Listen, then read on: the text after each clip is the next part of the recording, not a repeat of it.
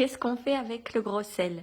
Le gros sel sert pour purifier votre maison. Il peut vous purifier aussi vous-même. Le soir, vous pouvez prendre des douches de gros sel pour vous purifier. Quand vous avez des journées très chargées avec des mauvaises nouvelles ou des contrariétés. Ou avec des gens. Ou avec des gens négatifs. Parce que quand tu es thérapeute, tu vois des gens. On prend tout sur soi et on absorbe tout. L'idéal, c'est de prendre le gros sel de gris de Guérande.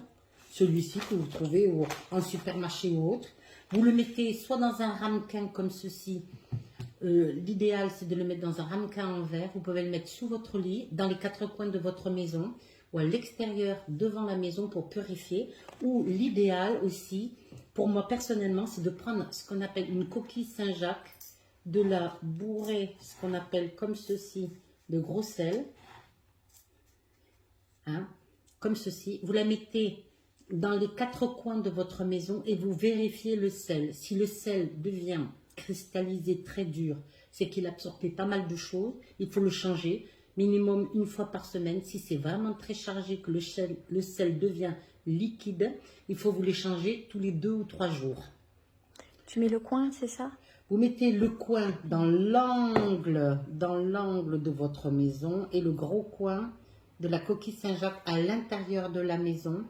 L'idéal, si vous avez un sel qui n'est pas trop chargé, vous le changez une fois par semaine que le dimanche. Et on ne l'utilise pas pour la cuisine? Et on ne l'utilise plus après pour la cuisine ou autre, parce que c'est important, le sel sera chargé.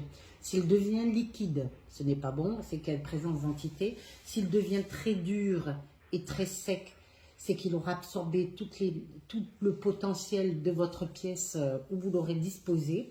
Et s'il devient ce qu'on appelle, s'il déborde de la coquille et qu'il déborde, c'est qu'il aura pris toutes les ondes négatives de votre maison. Et là, il faut absolument le changer rapidement. Bon, après, ceux qui côtoient du public, qui ont des patients, de la clientèle et tout ça, toi, tu conseilles de prendre des douches au gros sel ou des bains au gros sel? Voilà, prendre un bain au gros sel ou prendre des douches de gros sel. Donc, tu mets dans un bac... Vous mettez une poignée de gros sel dans un ramequin. Après s'être lavé? Après s'être lavé, vous lavez d'abord au savon et ensuite vous faites ce qu'on appelle des douches de sel pour vous purifier. Donc, on met de l'eau chaude pour diluer le sel et ensuite vous douchez sur vous jusqu'à qu'il n'y ait plus de sel. Jusqu'à qu'il n'y ait plus de sel.